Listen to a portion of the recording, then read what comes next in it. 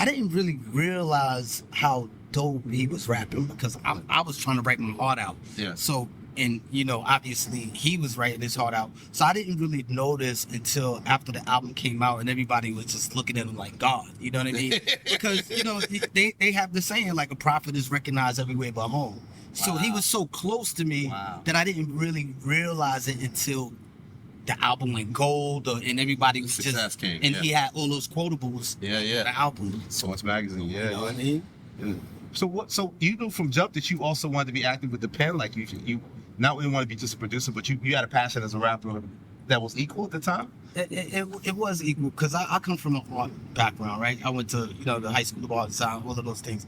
So I was a rapper first, by default, because I didn't have equipment to make beats with, but I knew if I had equipment, I would make beats. You know what I mean? Just because I just want to create, write rhymes, make beats. So I started off as a rapper first, and as soon as Prodigy's grandmother brought in that equipment, it was like I kind of pushed Pete to the side. It was like, yo, son, let me get this.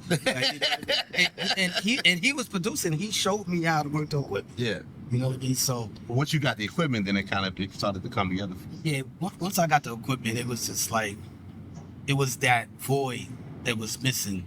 Like I knew I wanted to produce from there on out, and I'm happy that he even trusted me producing an album because he knew that I wasn't a producer at the time. Like I just wanted to do it. Yeah. And Loud and everybody trusted me, especially Prodigy. Yeah. So when did you realize Infamous was successful, and like what were the first things that started to happen that you felt like, okay, we finally won? Like the first one obviously wasn't a win for us, but this is a win. I would say like after Shook Ones came out and we was able to tour the single and seeing all the responses that we was getting, especially on the East Coast, that's when I knew it was really getting successful. And not to mention, not too long after the release of the album, it went gold. Like it was like certified gold. And, so it did it quickly. I would say like it got like 2-3 months. Yeah, that was super quick back then. For back then. And that was the goal to go gold, right? For an East Coast rapper, you wanted to go gold. That was success. Like, I mean, that going gold was everything. Because me coming up, I remember EPMD 30 days later. You know what I'm saying? And to be amongst that class, you know what I'm saying? It's like, oh shit, we're EPMD now. You know what I mean? For real, it was everything. And then, there's a debate, like, what's better, like the Infamous or Hell on Earth? Yeah. I love Hell on Earth, but what I love about it, and you think you had talked about it before, it's like, you have all the success, but then personally wise, you guys go through a dark time. Yeah. It kind of bleeds into the music. Right? Yeah, we really did go through a dark time with Hell on Earth.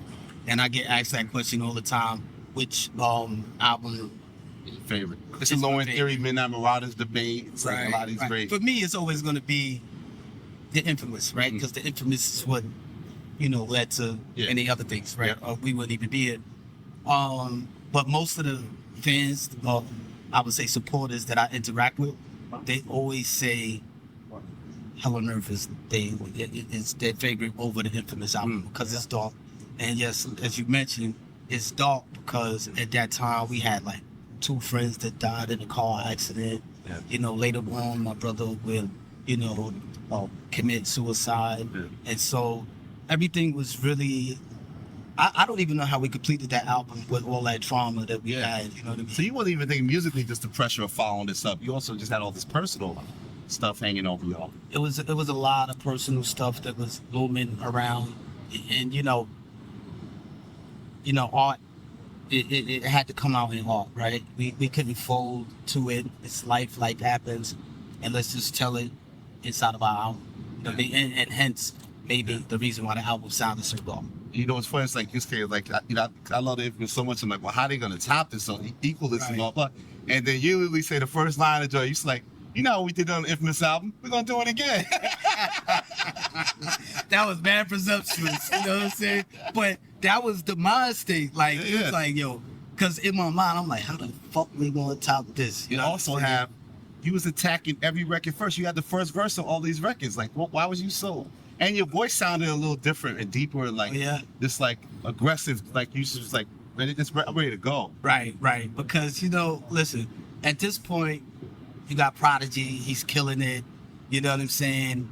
And I'm like, yo, I gotta step my pen game up. So Yeah.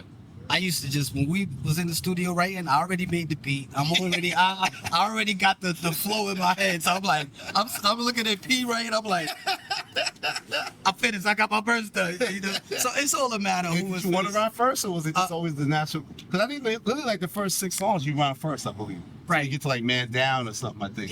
Yeah, it's all about who finishes their verse first. You know what I mean? Oh, okay. And who's gonna end up doing first, or sometimes we'll just sit back and if it makes more sense for Prodigy to go first, he'll go first. But most of the time it's just natural. Yeah. I saw on your IG you showed the origin of the vultures noise, blah blah.